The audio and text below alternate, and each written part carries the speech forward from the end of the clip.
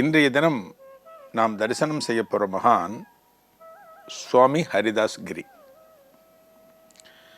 அதாவது பஜன சம்பிரதாயத்தில், நாம சங்கீர்த்தனத்தில் யாருக்கெல்லாம் ஆர்வம் இருக்கோ அவர்களுக்கு சுவாமி ஹரிதாஸ் கிரியை தெரியாமல் இருக்க முடியாது. இவரோட நாம சங்கீர்த்தனம் அப்படிங்கிறது அந்த அளவுக்கு உலக பிரசித்தம். என்ன உலக பிரசித்தம் அப்படின்னா என்ன விசேஷம் இவரோட நாம சங்கீர்த்தனத்தில் அப்படின்னு நமக்கு தோணுது இல்லையா? இவர் நாம சங்கீர்த்தனம் பண்ண ஆரம்பித்தார் அப்படின்னா ஒரு விட்டலனை பற்றியோ எந்த தெய்வத்தை பற்றியோ பாடுறாரு அப்படின்னா அங்கே இருக்கிற அத்தனை பேரையும் கட்டி போட்ட மாதிரி அந்த இடத்துக்கு இழுத்துட்டு போடுவார் சுவாமி ஹரிதாஸ் கிரி. திருக்கோவிலூரில் தபோவனம், அதாவது விழுப்புரத்திற்கும் திருவண்ணாமலைக்கும் நடுப்புற இருக்கிறது திருக்கோவிலூர். அங்கே தபோவனம், தபோவனத்தில் சுவாமி ஞானானந்த கிரி சுவாமிகள் பெரிய மகான். அவரை பற்றி இந்த நிகழ்ச்சியில் பார்த்துருக்கோம். அவர் எத்தனை வருடங்கள் வாழ்ந்தார், எத்தனை இடத்துல சமாதியானார், அதெல்லாம் இன்றைக்கும் பல விஷயங்கள் ரொம்ப ஆச்சரியமாக இருக்கும். எத்தனையோ நூற்றாண்டுகளாக தொடர்ந்து வாழ்ந்து கொண்டிருக்கிறார். அவருடைய வயதை கணக்கிட முடியாது அப்படின்னு சொல்லுவாங்க. காஞ்சி மகாபெரிவர் ஞானானந்த கிரி சுவாமிகளை என்ன சொல்லுவார்னா தாத்தா சுவாமிகள் அப்படின்னு சொல்லுவார்.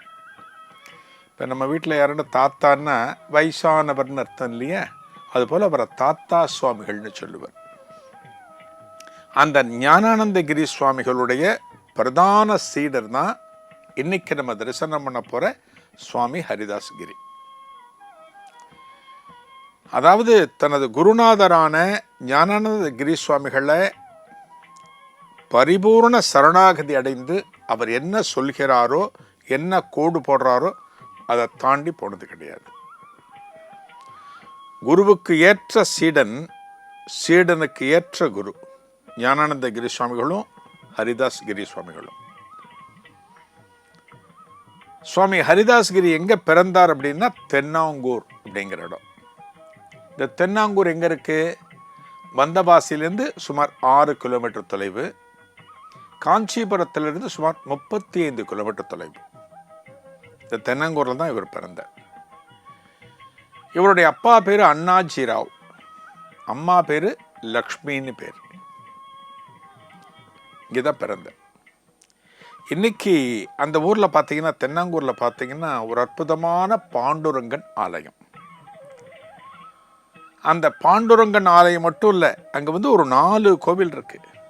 மகா ஷோடசி அப்படின்னு 16 திருக்கரங்களோட அம்பாளுக்கு ஒரு கோவில், மீனாட்சி சுந்தரேஸ்வரருக்கு ஒரு திருக்கோவில், லக்ஷ்மி நாராயண பெருமாள் புராதனமான கோவில், 4 கோவில் இருக்கு. இதெல்லாம் மெயின்டைன் பண்ணுறது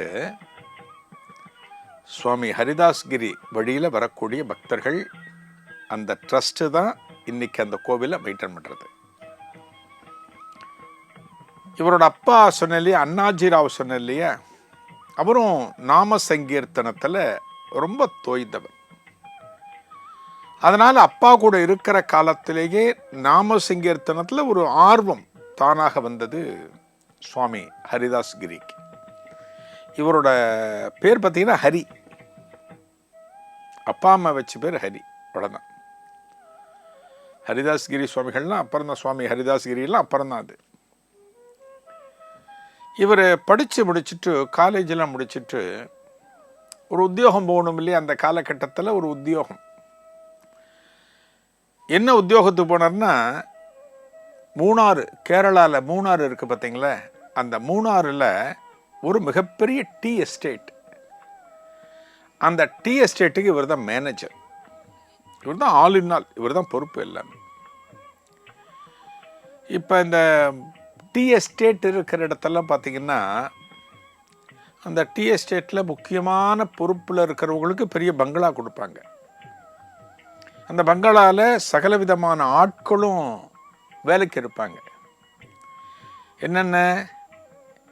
ஒரு சமையல் பண்ணுறதுக்கு, அப்புறம் பெருக்கி தொடச்சி சுத்தம் பண்ணுறதுக்கு, பராமரிக்கிறதுக்கு எல்லாத்துக்குமே வேலைக்காரங்க உண்டு. அதுபோல் இவருக்கு எல்லா சௌகரியங்களும் கொடுத்து மூணாறில் ஒரு மிகப்பெரிய டீ எஸ்டேட்டினுடைய மேனேஜராக இருந்தார். யாரு? ஹரி. என்ன தெரியுமா வேலை? டீ எஸ்டேட் பராமரிப்பு, எல்லாவற்றையும் பராமரிக்கிறது ஒன்று.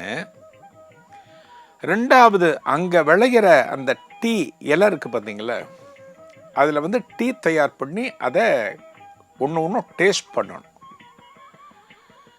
டேஸ்ட் பண்ணிவிட்டு அந்த ரகம் வாரியாக சொல்லணும். இது நம்பர் 1, இது நம்பர் 2, இது நம்பர் 3 அப்படின்னு சொல்லணும். அந்த வேலை தான் இந்த ஹரிக்கு கிடைச்சது.